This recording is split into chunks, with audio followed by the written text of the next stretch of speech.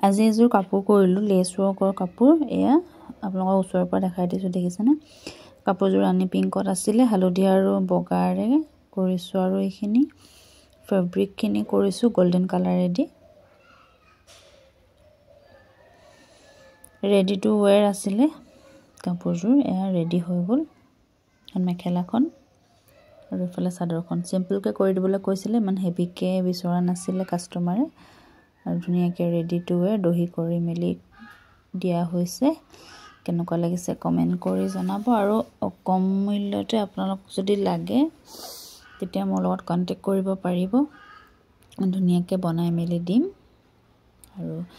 ভিডিওটো চোৱাৰ বাবে ধন্যবাদ থাকিল আৰু এযোৰ কাপোৰ আছিলে এযোৰ ডেলিভাৰ দিয়া হ'ল আৰু এযোৰ আছিলে স্ক্ৰিন প্ৰিন্টৰ